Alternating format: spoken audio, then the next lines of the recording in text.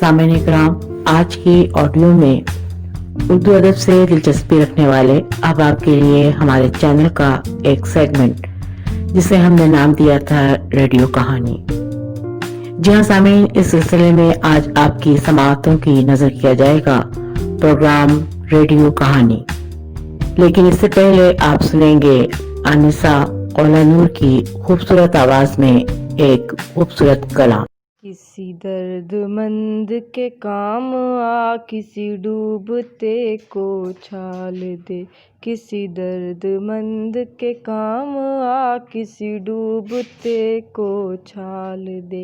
ये निगाह मस्त की मस्तियाँ, ये निगाह मस्त की मस्तियाँ किसी बदनसीब पे डाल दे। किसी दर्दमंद के काम आ, किसी डूबते को छाल दे। किसी दर्दमंद के काम आ, किसी डूबते को छाल दे। ये निगाह मस्त की मस्तियाँ, ये निगाह मस्त की मस्तियाँ किसी बदनसीब पे डाल दे। किसी दर्दमंद के काम आ, किसी डूबते को छाल दे। किसी दर्दमंद के काम आ, किसी डूबते को छाल दे। मुझे मस्जिदों की खबर नहीं, मुझे मंदिरों का पता नहीं। मुझे मस्जिदों की खबर नहीं, मुझे मंदिरों का पता नहीं। मेरी आजिज़ी को कबूल कर, मेरी आजिज़ी को कबूल कर। मुझे और दर्द मलाल दे। किसी दर्दमंद के काम आ, किसी डूबते को छाल दे। किसी दर्दमंद के काम आ, किसी डूबते को छाल दे। ये निगाह मस्त की मस्तियाँ, ये निगाह मस्त की मस्तियाँ किसी बदनसीब पे डाल दे। किसी दर्दमंद के काम आ, किसी डूबते को छाल दे। ये मैं कशी का गुरूर है, ये मेरे दिल का सुरूर है। ये मैं कशी का गुरूर है, ये मेरे दिल का सुरूर है। मेरे मैं कदा को दवाम दो, मेरे मैं कदा को दवाम हो। मेरे साकियों को जमाल दे। किसी दर्दमंद के काम आ, किसी डूबते को छाल दे। किसी दर्दमंद के काम आ, किसी डूबते को छाल दे। ये निगाह मस्त की मस्तियाँ, ये निगाह मस्त की मस्तियाँ किसी बदनसीब पे डाल दे। किसी दर्दमंद के काम आ, किसी डूबते को छाल दे। मैं तेरे विसाल को क्या करूं, मेरी वहशतों की ये मौत है। मैं तेरे विसाल को क्या करूं, मेरी वहशतों की ये मौत है। हो तेरा जुनू मुझ पर अता, हो तेरा जुनू मुझ पर अता, हो तेरा जुनू मुझ पर अता। मुझे जन्नतों से निकाल दे। किसी दर्दमंद के काम आ, किसी डूबते को छाल दे।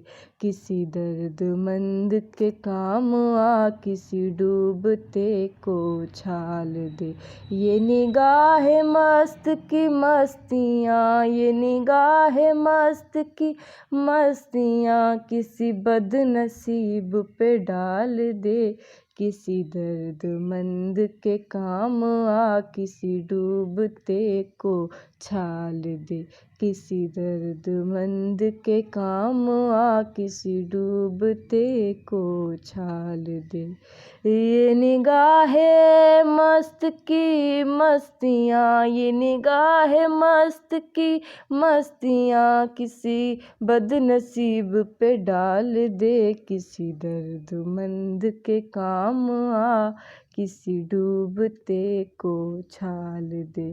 کسی درد مند کے کام آ، کسی ڈوبتے کو چھال دے۔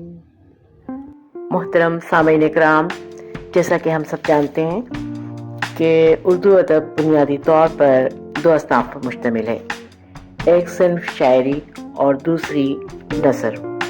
یہ کہنا بالکل غلط نہ ہوگا کہ اردو ادب کو اگر شاعری نے بام عروج تک پہنچایا تو نثر نے بھی اس عروج کو مستحکم کرنے میں ایک بھرپور کردار ادا کیا۔ نثر 3 حروف پر مشتمل یہ لفظ اردو ادب میں ایک خاص اہمیت کا حامل ہے۔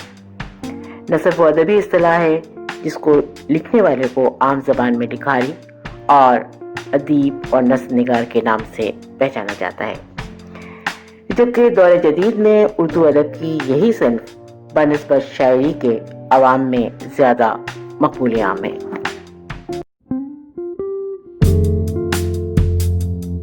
سامعین کرام، اگر ہم بات کریں اردو نثر کی اصناف کے حوالے سے تو اس کی بہت ساری اقسام ہیں، جن میں انشائیہ، مضمون، مقالہ، داستان، سوانح، سفرنامہ، خود نوشت، جبکہ اس کی ایک بہت ہی مایہ ناز اور بنیادی جو قسم ہے وہ ہے قصہ گوئی اور کہانی نویسی، جس کے ذریعے انسانی ذہن کو بڑی حسن و خوبی اور احسن انداز کے ساتھ تبدیل کیا جا سکتا ہے۔ اور یہ کہنا بالکل غلط نہ ہوگا کہ یہ اردو ادب کی سب سے پرانی قسم ہے۔ جی ہاں، اردو ادب کی تاریخ میں کہانی کی کہانی اتنی پرانی ہے جس قدر تاریخ انسانی۔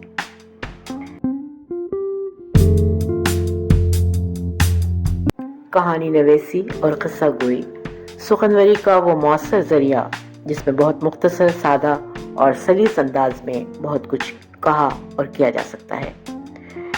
تو پیش خدمت ہے ہمارے چینل گھر کا ریڈیو کی آج کی ریڈیو کہانی۔ سماعت فرمائیے ریڈیو کہانی۔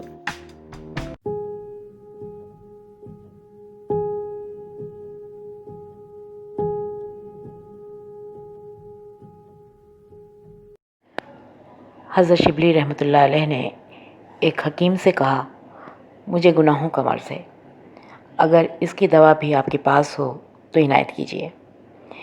یہاں یہ باتیں ہو رہی تھیں اور سامنے میدان میں ایک شخص تنکے چننے میں مصروف تھا۔ اس نے سر اٹھا کر کہا، جو تجھ سے لو لگاتے ہیں وہ تنکے چنتے ہیں، شبلی یہاں آؤ، میں اس کی دوا بتاتا ہوں۔ حیا کے پھول، صبر و شکر کے پھل، عجز و نیاز کی جڑ، غم کی کونپل، سچائی کے درخت کے پتے، ادب کی چھال، حسن اخلاق کے بیج، یہ سب لے کر ریاضت کے ہاون دستے میں کوٹنا شروع کرو اور اشک پشیمانی کا عرق ان میں روز ملاتے رہو۔ پھر ان سب کو دل کی دیگچی میں بھر کر شوق کے چولہے پر پکاؤ۔ جب پک کر تیار ہو جائے تو صفائے قلب کی صافی میں چھان کر شیریں زبان کی شکر ملا کر محبت کی تیز آنچ دینا۔ جس وقت تیار ہو جائے تو اس کو خوف خدا کی ہوا سے ٹھنڈا کر کے استعمال کرنا۔ شبلی رحمۃ اللہ علیہ نے نگاہ اٹھا کر دیکھا تو وہ دیوانہ غائب ہو چکا تھا۔ وہ جو بیچتے تھے دوائے دل، وہ دکان اپنی بڑھا گئے۔